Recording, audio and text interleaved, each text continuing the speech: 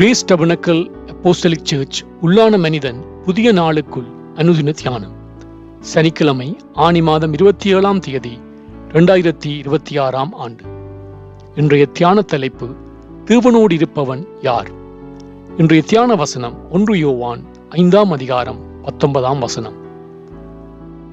நாம் தேவனால் உண்டாயிருக்கிறோம் என்றும் உலகம் முழுவதும் பொல்லாங்கனுக்குள் கிடக்கிறது என்றும் அறிந்திருக்கின்றோம். தியானம். ஐஸ்வர்யவான்களாக இருந்த சிலர் இரட்சிப்பை பெற்ற பின்பு தங்களுக்கு உண்டானவைகளை விட்டுவிட்டு தேவனுடைய ராஜ்யத்தின் நிமித்தம் தரித்திரர் ஆனார்கள் என்பதை கேள்விப்பட்டிருப்பீர்கள். அதே வேளையிலே ஏழைகளாயிருந்த விசுவாசிகளில் சிலர் ஐஸ்வர்யத்தை அடைந்த பின்பு அதை பற்றி கொண்டு விசுவாசத்தை விட்டு வலிவு போனதையும் அறிந்திருப்பீர்கள். இந்த பூமியிலே வாழும் நாட்களிலே பற்பல விதமான மனிதர்களை விசுவாசிகள் சந்திக்கின்றார்கள்.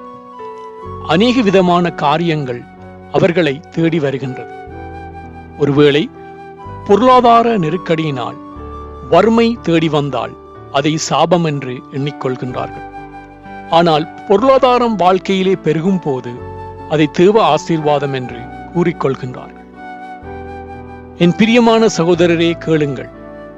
தேவன் உலகத்தின் தரித்திரரை விசுவாசத்தில் ஐஸ்வர்யவான்களாகவும் தம்மிடத்தில் அன்பு கூறுபவர்களுக்கு தாம் வாக்குத்தத்தம் பண்ணின ராஜ்யத்தை சுதந்திரிக்கிறவர்களாகவும் தெரிந்து கொள்ளவில்லையா என்று யாக்கோபு 2ஆம் அதிகாரத்திலே வாசிக்கின்றோம். பிசாசானவன் ஆண்டவர் இயேசுவை சோதிக்கும் போது பிசாசு அவரை மிகவும் உயர்ந்த மலையின் மேல் கொண்டு போய் உலகத்தின் சகல ராஜ்யங்களையும் அவைகளின் மகிமையையும் அவருக்கு காண்பித்து, நீர் சாஷ்டாங்கமாய் விழுந்து என்னை பணிந்து கொண்டால் இவைகளெல்லாம் உமக்கு தருவேன் என்று சொன்னான்.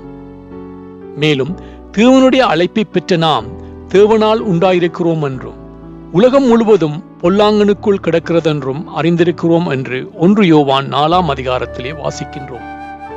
இந்த உலகத்திலே வாழும் வரை வாழ்க்கைக்குரிய தேவைகள் ஒன்று. அவைகளை பரமபிதா அறிந்திருக்கின்றார். ஒரு விசுவாசியிடம் செல்வம் இருக்கின்றதோ இல்லையோ என்பதை வைத்து அவன் தேவனோடு இருக்கின்றானா என்பதை அறிந்து கொள்ள முடியாது.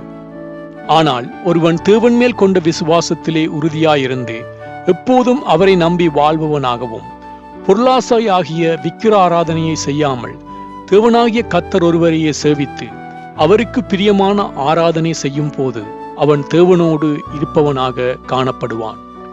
ஜெபம் செய்வோம். பரலோக தேவனே, இந்த உலகத்தினால் உண்டாகும் வசதிகளின் மேல் என் கண்களை பதிய வைக்காமல் உம்மை நம்பி உம்மை பற்றி கொண்டு உம் வார்த்தையின் வழியிலே வாழ எனக்கு கிருபை செய்வீராக. இரட்சகர் இயேசு வழியாக ஜெபிக்கின்றேன். ஆமேன். மாலை வாசகம் யாக்கோபு 2ஆம் அதிகாரம் 1ஆம் வசனத்திலிருந்து 7ஆம் வசனம் வரை.